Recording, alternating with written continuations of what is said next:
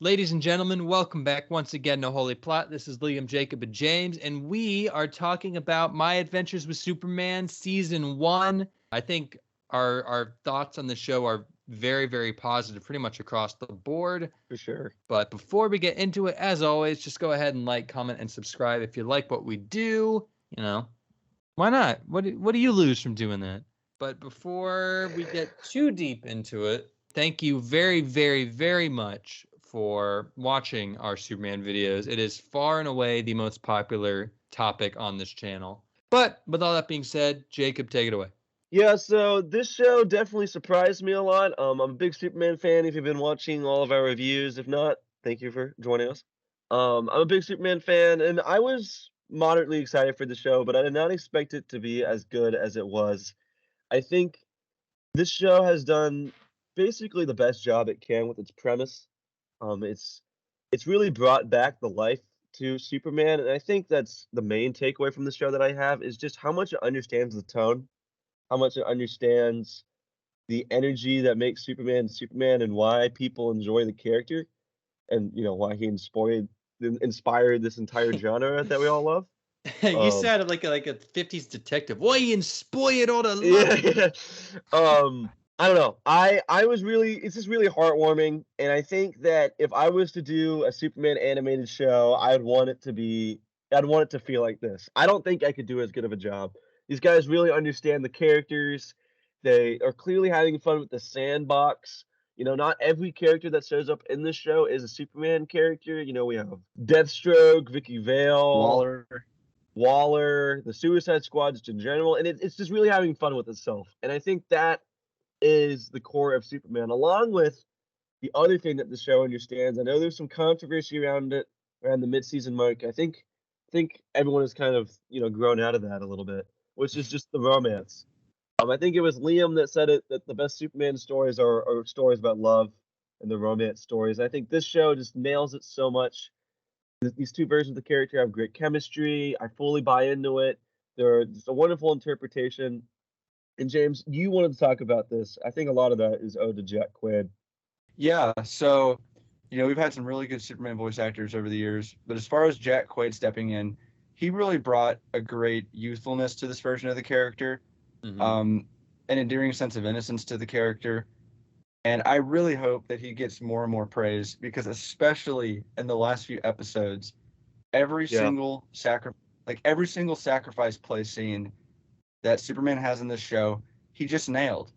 Mhm. And it might be easy to sleep on what he brings to the character in the earliest episodes, but he's great as Clark. He's great as Superman. And I think one of the most important things that he does is he completely gets rid of the idea that they're two separate people.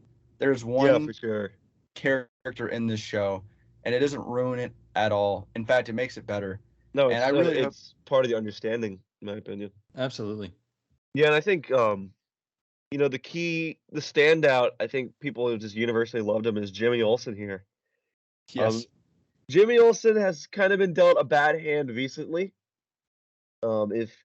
If you've watched BVS, he gets shot in the beginning of the movie, which is just He interesting. I forgot about that, man. yeah, Supergirl, he was changed into a different character. Sometimes they just outright abandon him. And here, this is the best he's really been treated. I mean, James, can you think of an adaptation that treats Jimmy Olsen better than this? No, I mean they elevate him. He's not just Superman's best friend. He is Clark's best friend. They've grown up together. That's relatively, if not entirely new to this adaptation, but I think it does wonders because they really give Clark a trio. You see a lot of stuff. You have like Peter, Gwen, and Harry for Spider-Man. Batman doesn't do that as much if you want to make an argument for like Bruce, Alfred, and maybe like Lucius or Gordon. Gordon. Yeah. But they don't really give that to Superman. It's kind of just either him all lonely and brooding or it's him and Lois. And so I really enjoy that they made the cast, especially starting with Jimmy, feel a lot more alive in this version. Jimmy's funny. This is the best treatment that Jimmy's gotten ever that I can think of. I was I Yeah, I about love to mean, this version say of he's Jimmy. he's a comic relief character that isn't annoying. he's like genuinely funny in No. this, especially that gag in the last episode. Yeah, I That actually cracked it. He's got Yeah. like, us. "Oh Yeah. yeah, I'm like a billionaire." He just like he's just eating his food. Yeah, he's Yeah. also not like the lackey running after Lois. You know, he's like his own guy. He's a millionaire now. That really is going to be fun for his dynamic. That he's not Yeah. like beholden to the other two. Yeah, He kind of reminds me of Ted from BoJack Horseman. I'm excited to see him. I wonder if he's gonna like compete with Alex in season 2 as like someone with like a Yo, The hair. young tech billionaires going Yeah. at it. That'd be funny. you know what might happen is if Lex spreads the bad word about Superman, he might try to counteract it with the Planet and Flamebird. The moral of the story is the characters are fun. I love this version of Lois. I know she can be a little controversial. I know that Check out her dad. You know, she had maybe a bit of a messed up Yeah, upbringing. that whole so. thing was so overblown. It was just people not picking up on her character, in my opinion. It was Yeah. people. I mean, I also feel like, and I'm pretty sure I said this in the episode review, characters can have flaws without you having to assume that the writers are defending them. yeah, I don't Yeah, think the for show sure. was implying that Lois was entirely in the right. no, she reflects and realizes she's Yeah, wrong. she grows from it. It plays into the moral of the story, and I mean, she has a monologue in the 9th episode where people just misunderstand Superman, characters and audience members, and I think this show is the effect it's having is bringing people into the character, and we need this. If you're a Superman fan out there, this is what we need. We need this kind of stuff to happen because Yeah, people, and I mean, I've been there. Like I have grown to understand Superman because of shows like this, particularly Superman and Lois. So it's like this is the kind of stuff we need. And the last well, thing, one thing I wanted to say, okay, go ahead. for the longest time, Superman for writing was treated like this riddle. Like it couldn't be done. It was like trying to make Aquaman cool, even though guess what? They did that too. Like everybody was acting like it was impossible to make Superman relatable. We've now had 2 TV shows that have done it, and probably a movie too. So I'm really hoping that we finally kill this Superman is unrelatable idea, and the way that the movie for Aquaman killed that he was lame. I mean, I think it's gonna I happen. think the show kills it, dude. I really do. Yeah. Speaking of that, let's talk about the villains. Liam, I think you have a lot to say here, particularly in the Parasite department. Yeah, I'm the resident antagonist of Holy Plot. I'll say one thing. The Suicide Squad angle was really cool in this because it didn't feel like it took away from the Superman mythos, which I was kind of worried it was going to do when they brought in like Slade and Waller and all that. But it was a Suicide Squad made of Superman villains. Which was very, cool. very cool to see. Yeah, you had Livewire and my boy Parasite, who Parasite's sweet, dude. Yeah. Everything stand they out. did with I think my 2 favorite episodes of the show was the second to Two-parter? last episode where he turns into Godzilla, and then the one where he was introduced. I think those are my 2 favorites. And it's not just because I'm a Parasite fan, but this is like top Parasite content.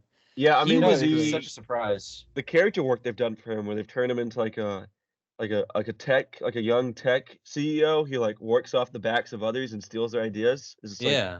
such a cool way to contextualize his Parasite. Yeah, making him Ivo is really interesting because it's giving, one thing that's great about villains is when they do have a human persona before they become this monster. And by making this fusion with Ivo happen, that added a lot to the character.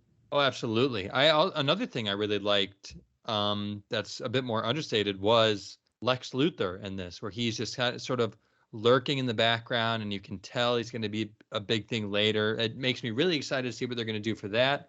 I cannot wait to see what they do with Zod and Brainiac in season 2, but we're going to talk about that a bit later in an upcoming video. Stay tuned. I went into the show thinking I'm watching this for the channel. I'm not that big of a Superman fan. It's gonna be pretty good. It probably won't be for me. I really, really enjoyed this. There was a point around, I think it was like the Monsieur Mallah episode. I'm like, yeah, maybe this is a little, goofy or whatever, but it reeled me back in. It did what I wanted it to do. I'm very excited for season 2. And this show has made me more of a Superman fan. So, Woo! mission accomplished. Yeah. Dude, Monsieur Mallah was a litmus test, and you Now passed. go. Made it through. Now Yeah, I go did watch it. Superman and Lois. Yes. I might. All right, so I'm gonna just give my final verdict. I don't think this is consistent with the ratings I've given the episodes, but I loved this. It was I got to a point where I was looking forward to this coming out every week. I'm a bit biased, but I am going to give this a 9 out of 10. James? I am also going to give this a 9 out of 10. I thought that it really brought it home. It kept up momentum. The only reason, that I don't give it a 10 is because I do see these spaces where it can improve with a second season, with the animation, with a lot of different things. But that's what you want. You want to finish a first season and be excited about how it can develop and evolve with a second one. So Yeah, this is season a 2's gonna very, rock. Season 2's gonna rock. it's a glowing 9 out of 10. So I'm excited. I'm hitting it with an 8 out of 10 to be a contrarian and to bring okay. down our It's score okay. a little I bit. figured that's where it was gonna be. But It rounds up to a 9. considering, yeah, I guess so. Considering that I'm not that big of a Superman fan, an 8 out of 10 for this is really, really good. And I am Why'd you hate it? predicting, you know what? Superman is just boring. Clark Kent is his critique on the human race. He's cooler in Injustice. Oh. Batman beats him. No prep time. Thank you for watching. No, we can't end like that. No, What were you saying? No. Okay, I was saying that I think season 2 is going to be a 9. I really, really am excited to see what they do with this. I want them to bring in some more of the heavy hitters, which I think is exactly what they're going to do. And I do want them to bring in some other DC heroes, but that is another thing we will talk about in our next episode, which is all about what we think they're going to do in season 2. Keep your eye on the channel for that. But unless we have anything else, I think we can call this season a success, sitting at a 9 out of 10 from Holy Plot. Thank you very much for watching. Like, comment, subscribe. We'll see you next time. Stay super flame, bros. Give me money, give me money, give me money, give me money.